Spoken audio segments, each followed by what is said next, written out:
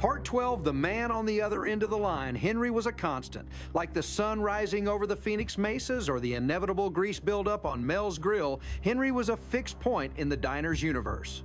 He was the quiet telephone man at the counter, a man of few words and many cups of coffee, a calm observer of the daily chaos. His world of wires, circuits, and switchboards was a neat, orderly place that rarely intersected with the messy, emotional world of the diner. Until the day it did. It started with a frown.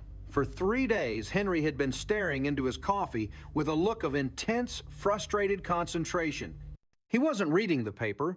He was poring over complex wiring diagrams spread across the Formica tracing lines with a pencil and muttering arcane phrases like crosstalk interference and faulty terminal block. Trouble in paradise, Henry Alice asked, refilling his cup for the 5th time that morning.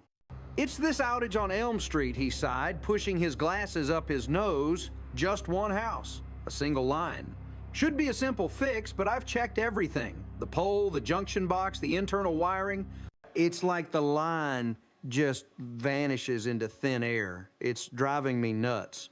To Mel, a broken phone was a nuisance. To the waitresses, it was a curiosity. But to Henry, it was an affront to the natural order of things. A puzzle he couldn't solve. Well, I'm sure you'll figure it out, sugar, Jolene said encouragingly. You're the best phone man in the whole city. That's the problem, Henry said, rubbing his tired eyes. It's Mrs. Gable's line. The name meant nothing to them, but the tone in Henry's voice did. It was a tone of deep personal concern. She's 84, he explained, folding up a schematic that looked like the map of a futuristic subway system. Lives alone. Her sister in Tucson is the only family she's got left. They talk every single day. And she has one of those medical alert buttons. It runs through the phone line. Without it, he didn't need to finish the sentence. Suddenly, the abstract technical problem had a human face. It wasn't a faulty terminal block. It was a lonely old woman cut off from the world, her only lifeline severed. The diner fell quiet for a moment, the weight of Henry's words settling over the room. Well, we have to do something, Vera declared, her expression a mixture of fierce determination and gentle empathy. Like what Mel grumbled from the kitchen. You gonna go over there and fix it with your cello bow? Vera's eyes lit up. That's a wonderful idea, Mel. Maybe she's lonely. Music is very soothing for the soul. Alice Ever, the pragmatist, had a more immediate solution. Henry, give me her address, she said, untying her apron. I'm gonna take her some lunch. On the house, she added, shooting a look at Mel that dared him to object, and so an unlikely rescue mission was formed. Alice packed up a container of Mel's mildest, least gastrically challenging soup and a slice of apple pie. Vera, after a moment of intense debate with herself, decided against bringing the full-size cello and opted instead for a small portable music stand just in case the mood strikes. Mrs. Gable's house was a small, neat bungalow with a perfectly manicured rose garden out front. She answered the door with a look of wary surprise, a tiny bird-like woman with bright, intelligent eyes.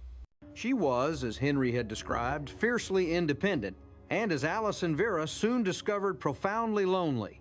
Henry sent you, she asked, a small, pleased smile touching her lips. He's a good boy, that Henry, very persistent. As Alice set out the food, Mrs. Gable talked. She talked about the silence, how it was the loudest sound in the house. She talked about her sister, about the television shows they used to discuss, about the simple daily comfort of hearing a familiar voice. You don't realize how much you depend on that little wire, she said, looking at the silent telephone on her side table until it's gone. Seeing her sad, lonely face, Vera felt a surge of purpose. She set up her small music stand, took a deep breath, and began to hum. It was a simple, old-fashioned waltz, a tune from a bygone era, Mrs. Gable looked up, her eyes widening in surprise. Vera's humming wasn't perfect, but it was sweet and heartfelt, a small human sound that pushed back against the oppressive silence. And for the first time in days, Mrs. Gable's smile reached her eyes. Back at the diner, Henry was at the end of his rope. He had re-examined every diagram, rechecked every connection. He was about to give up when Jolene sat down beside him. You're looking at it too hard, Henry, she said softly. You're looking for something new and broken. Maybe you should be looking for something old and forgotten. Her words, simple and intuitive, sparked something in his mind. He remembered an old pre-war subdivision plan he had seen in the archives once. A plan that showed a secondary, smaller junction box 1 that had been decommissioned and paved over in the 1,950 seconds. It was a long shot, a 1 in a million chance.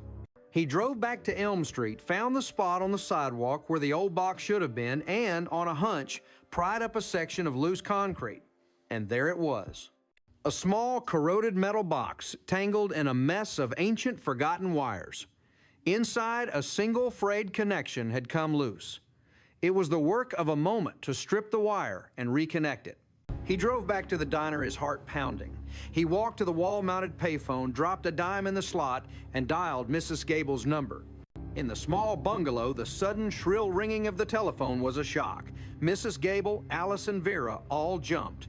With a trembling hand, Mrs. Gable picked up the receiver. "Hello," she said, her voice thick with emotion. Mrs. Gable, a familiar voice, said on the other end, "It's Henry. Just wanted to see if your phone was working." Tears streamed down her face. She thanked him, her voice choked with gratitude. Then she told him all about the two lovely angels from the diner who had brought her soup and filled her quiet house with a song. That evening, Henry sat at the counter, a hero's welcome being bestowed upon him. Mel grumbled about the cost of the free soup, but he slapped Henry on the back with a genuine, proud thump. Vera was already planning a weekly telegram service for the lonely. Henry looked at the phone on the diner wall, the same phone he had repaired 100 times, but he saw it differently now. It wasn't just a piece of equipment, it was a lifeline, a conduit. It was the thing that connected a lonely old woman to her sister, and a quiet telephone man to the noisy, chaotic, wonderful heart of the world. He had reconnected more than just a wire, he had reconnected a life. Part 14, the songwriter's notebook for Alice Hyatt. Life was a balancing act, a constant juggling of roles: mother, waitress, friend, peacemaker, and in the quiet moments, singer. Her gigs at the Blue Note were a validation, a precious space where she could be just herself, but they were also part of a routine. The songs she sang were classics, beloved standards that she poured her own heart into.